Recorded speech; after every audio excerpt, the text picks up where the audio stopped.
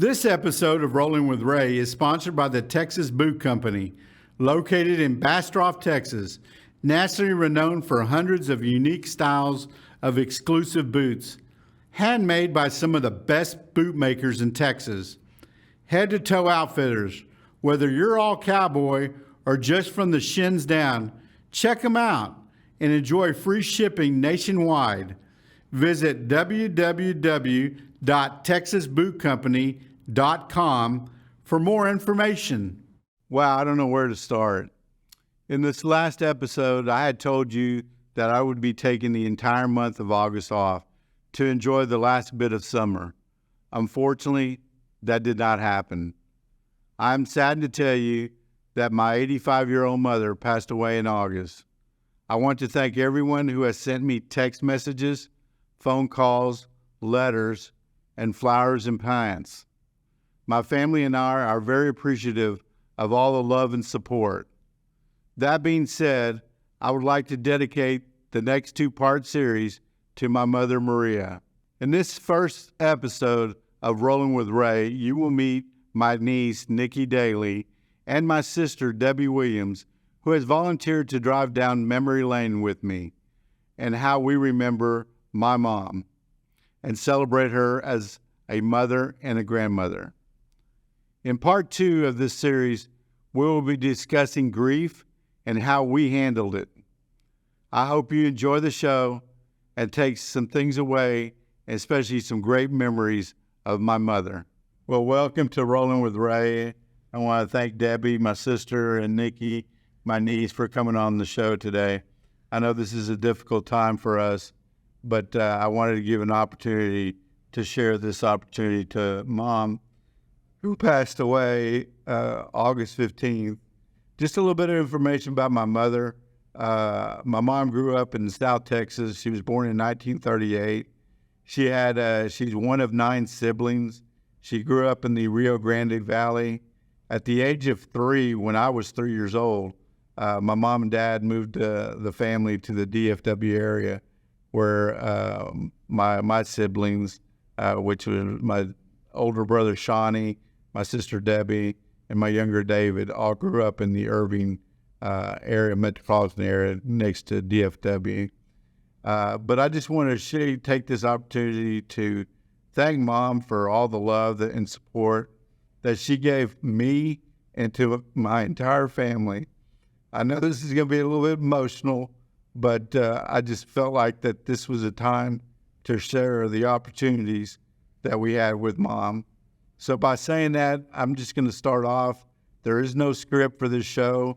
We're just going to bounce off each other and talk about all the great memories that my mom had with us.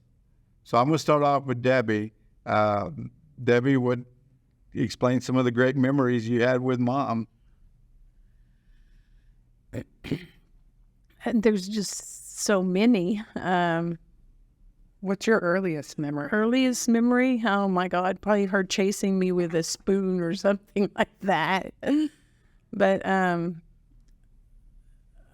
reflecting over everything, just kind of that she was always there, you know.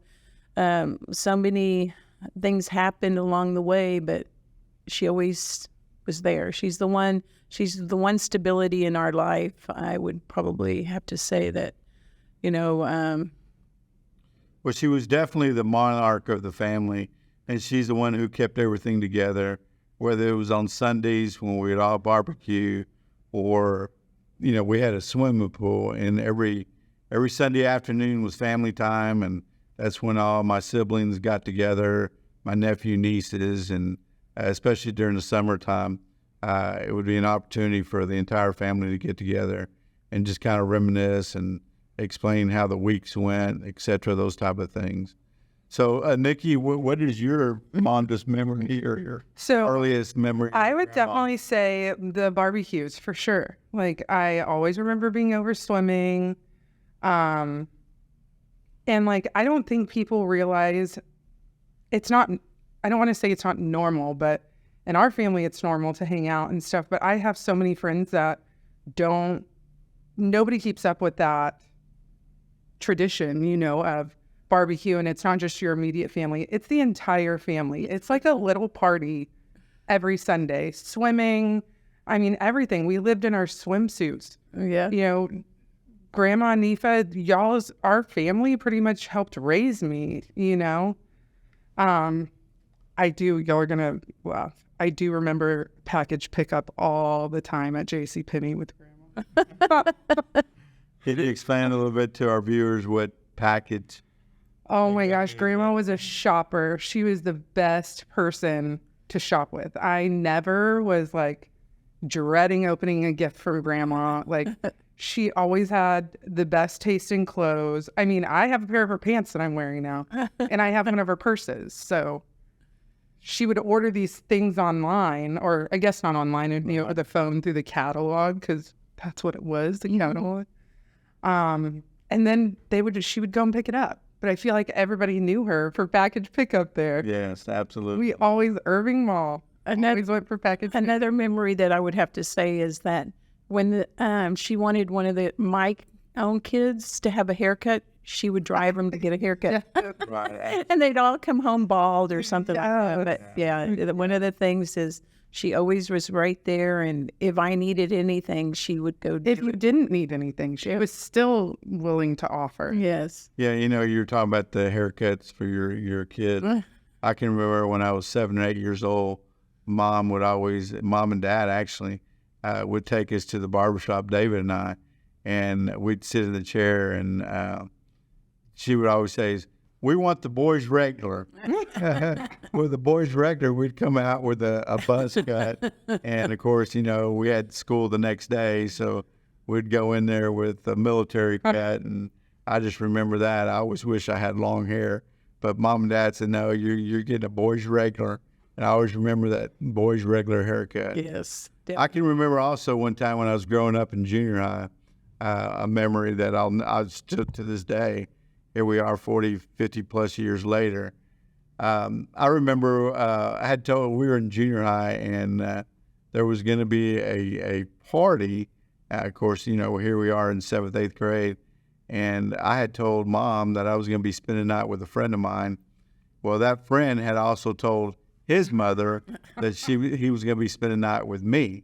Did y'all plan that? Yeah, we had planned it, and we were the story of it was we were supposed to stay out all night. You know, here we are, 7th, 8th grade, and my mom happened to call over at my friend's house where I was going to stay at, and she's talking to the person's mother, and she says, "Yeah, I need to ask Ray something because we're going to church the next morning," and she's like, "Well, they're spending the night at your house," and they're like, "No, they're spending the night at your house."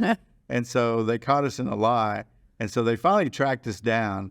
And it was a friend of mine who was having a little get-together down the street, 2 streets over from where I lived.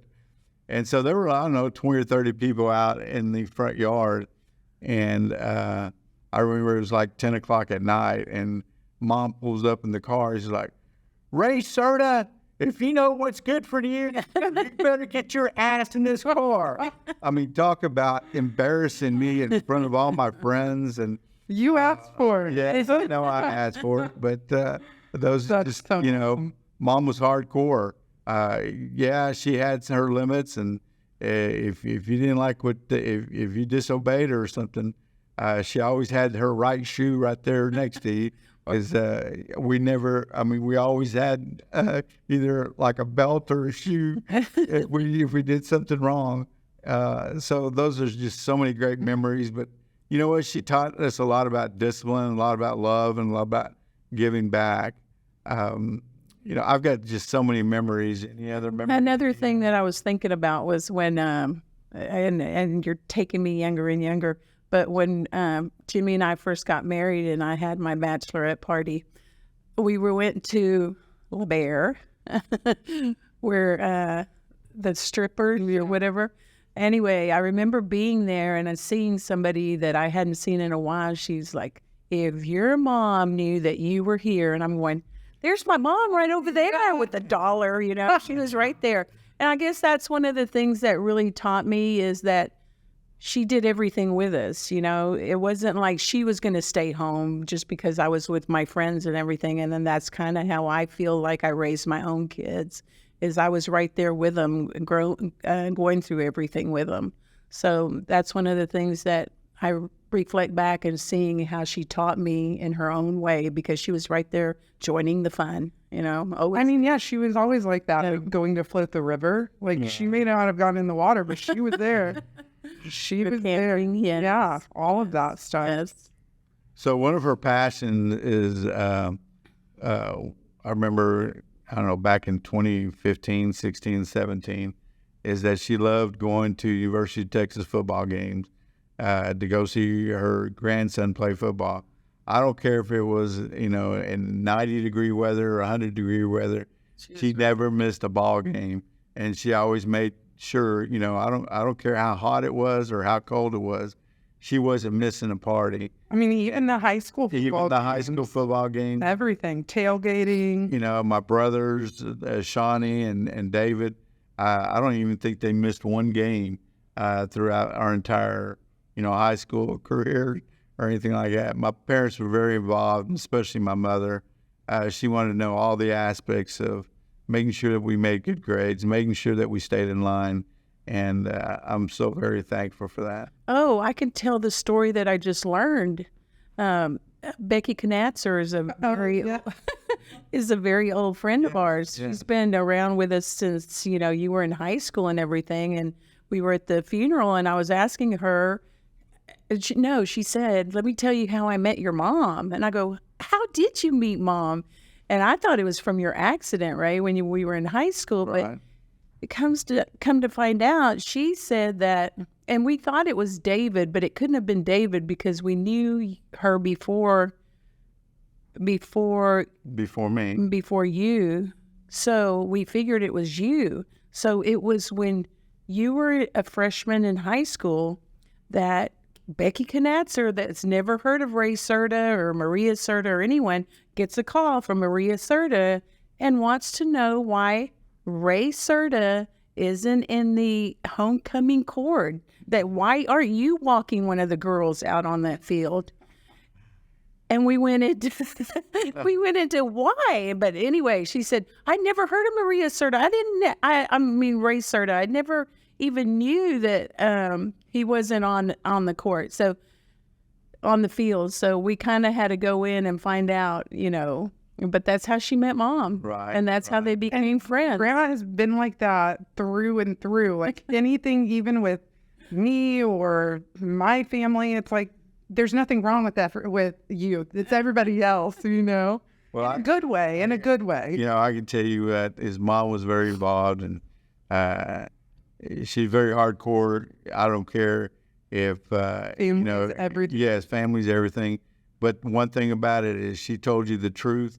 If she didn't care whether you liked it or not, what she would like, like my sister would be trying on a dress. Yeah. "Well, Debbie, it looks like you put on a 5 or 10 pounds. You're not going to wear that, are you? Wear that. Let it out the door. You're not going to wear that. Not afraid to tell you how her feelings or what she thought at that time. I remember one time I walked in and she's like, "Oh, you look skinny." And I'm like, "Oh, thank you." And I'm showing her pictures. She's like, "You look fat in that one." And I'm like, "Grandma, that was yesterday." Like, how are you telling me I look skinny today? Yesterday.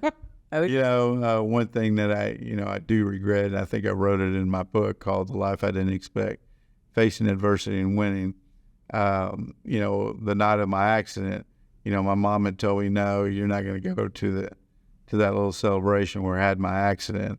And, I finally had some friends come over and convince my parents for me to go.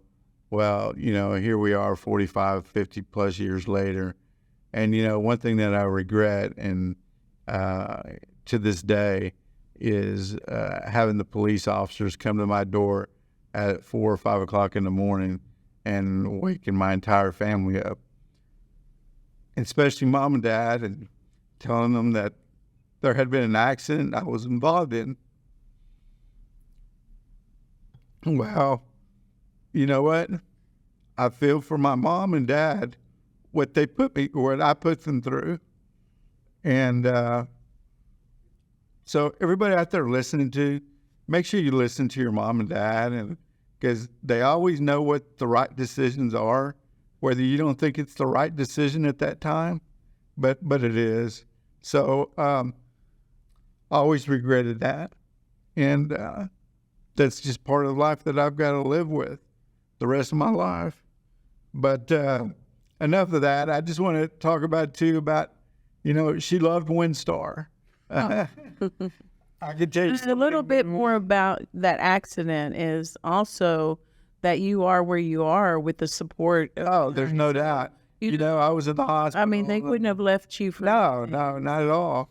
I was in the rehab and hospitals, and they never left my sight. They were there every day. Yeah. And I'm very thankful and appreciative of that. They would have done anything for you. Right, absolutely. But getting back to her, mom was a gambler. She liked to gamble. And Yeah, she did. I can remember one time she had invited her sister-in-law, Esther Vella, to come down to the Choctaw Casino. And so here I am driving them, and I dropped them off at the front of the building. I said, y'all wait for me. I'm going to go park the car. So I dropped them off, and they said, yeah, we'll wait for you. And so here I am parking the car, and then I get a call while I'm parking the car, and I look at his mom. I'm like, oh, great. What does she want now? And she's like, hurry up. You need to come in here.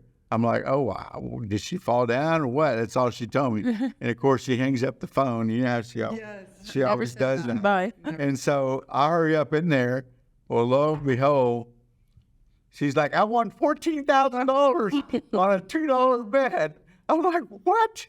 I'm like, yeah. All the time. All the time. All the time. So, of course, when you win, they hand pay you right there and then, and in cash.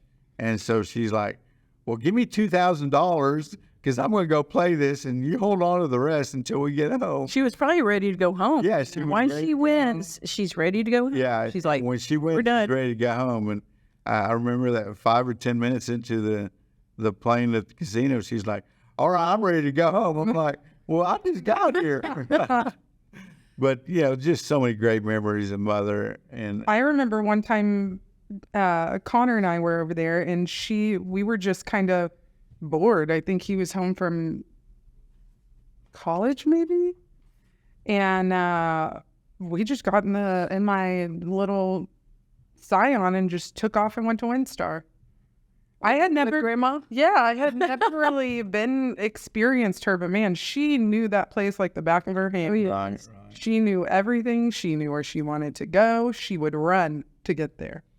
I know it's going to be hard this Thanksgiving and Christmas because Mom always made homemade tamales for the entire family.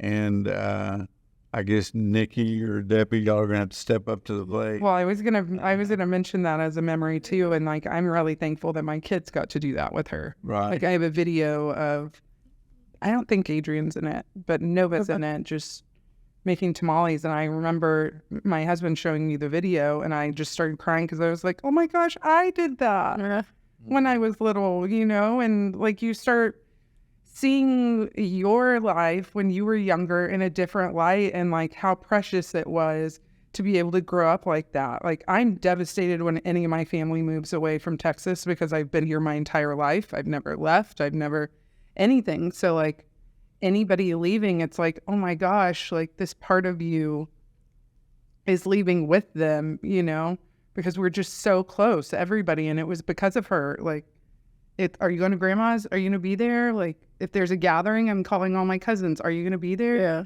Because it's just natural. It's a natural thing. And I think we're all really fortunate to go through that because I don't know very many people that do that. It was getting, harder and harder as we get older and everybody lives away and everybody comes into town. But when everybody came into town, we were still trying to get together. Absolutely. We're like FaceTiming. If somebody wasn't there, we're FaceTiming that. Yes. We're just anything. I heard a lot of comments at the funeral and, of course, at the reception of Mom's that everybody that she came in contact, she would always ask about them and, their kids. And And I remember them telling me that, your mom just made me so welcome when we came over.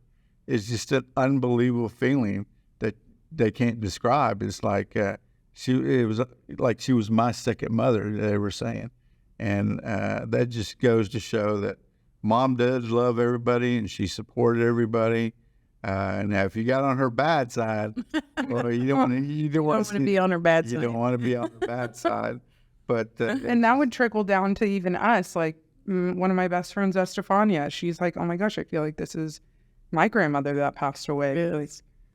She always asked about my friends, always asked about their kids, always asked about their boyfriends or their husbands, or, she was really good about remembering those things. And if something wasn't happening that was happy, she was worried. She was genuinely worried about them and would ask, and you would almost have to want to lie about it to just give her comfort because she would constantly ask about it. Well, she was in the hospital, and I remember that something happened with your grandmother on your mother's side, and I decided to tell Mom so she would start worrying about it, because that's all she knew how to do was worry about us and worry about you, and knowing that you were going through something. So when she was in the hospital, I kind of made it feel like, Mom, can you believe this is happening? By your grandmother, and she sat there and worried till it was solved. Absolutely. Debbie described to our audience about, you mentioned that Mom was at the hospital this couple months ago, and the doctors basically went in and told her my mom passed away at 85 years old with congestive heart failure. And of course, when you have heart failure, then other complications come with that, like kidney disease. But can you explain because I know you were in the room when the doctors had told her, ma'am, there's nothing else we can do for you. You're probably going to have 2 to 4 days or a week. And, she fought it for 6 weeks when we took her home on hospice. But can you describe to our audience how, she just started getting on the phone and just calling everybody? Oh, my goodness. She started to Except for us. She started to call everyone. David and I were there, and we were having to get our phones and start dialing for her. And she'd call all her sisters and tell them that, she was fine with what was happening to her, and that that sister was always her favorite. And I'm in the background going, Mom, you just told the other sister she was your favorite. It was funny. Anyway, so we get to the end, and David's like, well, Mom, do you think maybe Debbie and I need to go stand out in the hall so you can call us and tell us? And she goes, no, y'all know. So it was all just, she was inviting people. She was inviting people to the better funeral. come to my funeral. You know what, is Debbie and Nikki, towards the end, Mom was at peace. Oh, she was ready to. She knew exactly what she was doing. She knew everything, and the last breath that she took, she told us that she loved us all, and when we were there, and it means so much to us. Or at least it meant so much to me and David and Nifa and Debbie that we were all there for her. And, she left a legacy that will live on forever. Yeah. It will definitely, in my heart, it will be. The Sunday before she passed, I brought my kids over, because we had been coming over every other day or whatever. And the kids were just running in circles around her. She was sitting in the wheelchair, and she would stop them and make them look at her, and she would say, I love you. I love you. And it was just so amazing. That's going to be the memory of my kids. Well, I definitely know that Mom wanted the best for everybody. And, during Christmas time, birthdays, oh my gosh, if she would give so much. It's like, well, today's Nikki's birthday. I got to make sure I give her something. If I was sick, I'd be like, Grandma, I need a new outfit. She would buy it. She would do it. That's just the type of individual she was. And, I am today who I am because of her. And I'm sure Debbie probably feels the same way, and Nikki. And hopefully, like I mentioned to you earlier, that she left a legacy that will live on forever. there's just so many great memories of her, and I can remember her too. Also, Mom grew up in the Rio Grande Valley, and so she always liked going back and visiting all her siblings and all her relatives that were down there, and she loves Beto Vela, who was her, I guess, nephew. And she would always say, when I'm gone, make sure you keep in contact with him. Well, we're going to continue to do that. One thing I wanted to tell about my mom, so she died on a Tuesday, and about a month prior to that, she told me, Ray, when I die, don't be leaving me no more 1 week or 2 weeks. So we go. And when he said that, that's how she said it. Don't do it. Don't be leaving me no more 1 or 2 weeks. No, she didn't want her body over there left alone. No, she did not. She wanted to be being. So when we went and made the arrangements, she passed on a Tuesday.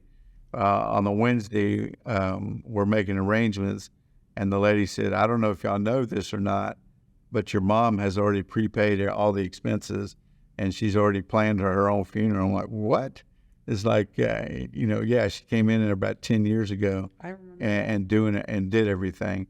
So it is, you would not believe the stress that took off Debbie, myself, and David by her doing that. She cared enough to think about us that she didn't want us to suffer like we are. But, that was kind of her to do that. And then she picked out a pink casket of all the colors pink. We're like, no. Yeah. I remember her coming home and saying that and saying, I got a Tempur-Pedic mattress to go because I know how cheap you are. But, and so I'm, we're making the arrangements, and I told the lady that, I said, well, Mom doesn't want to be in a morgue no more than a week or two, because she told me that. And she's like, well, everything's pre-planned and pre-paid. The only thing that you have to do is call the church to see if they have room. So I called our Catholic church, St. Anne's, which is down the street. And they said, well, we only do funerals Monday through Friday. So I'm thinking, well, Monday or Tuesday is the funeral. And she's like, the lady's like, well, we do have a Friday at 10 a.m. I was like, you better book it, because I don't want Mom coming back to me and say, you had an opportunity to do it Friday at 10. So that's why we had a quick turnaround on the funeral, because I know people had been asking. And that's what she wanted. Yes. So I try to grant her all the wishes that she wanted. And also, she's buried across from the baseball fields because she wanted light shining on her. That's exactly right. She's all where she wanted to be. That's exactly right. So we're almost out of time. Is there one more or two more, anything y'all would like to say about Mom? There's just so much to say that and one thing I can say is that I am my mother's daughter, and I'm very proud of it. Absolutely. Nikki? Yeah, and I definitely feel her within me too. I mean, I call my youngest daughter Little Maria because of her attitude and fast, and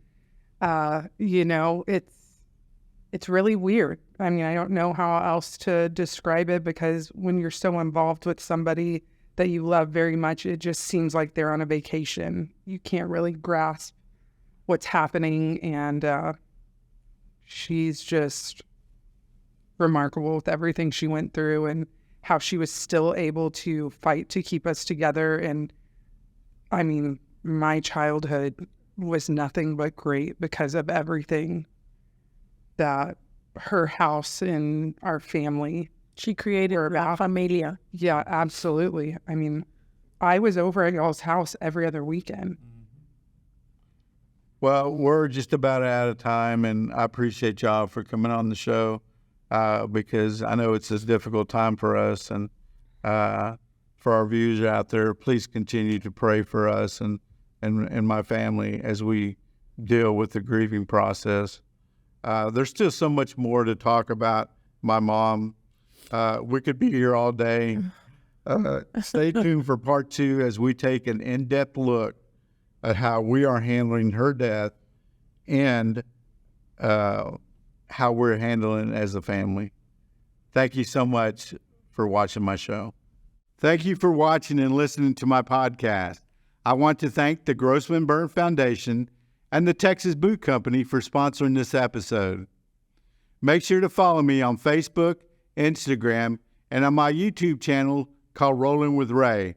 Make sure to like, share, and subscribe. Also, should you be looking for a good read, pick up my book called The Life I Didn't Expect, Facing Adversity and Winning. Until I see you again, keep rolling with Ray. This episode of Rollin with Ray is sponsored by the Grossman Burn Foundation. The Grossman Burn Foundation provides medical, financial, and emotional support to families who have suffered a burn injury, and they aid in the development of a self-sustainable communities worldwide through public education, strategic partnerships, and teamwork. For more information, go to www.grossmanburnfoundation.org or email inquiries to info@grossmanburnfoundation.org, or you can call 866-411-4423 for more information.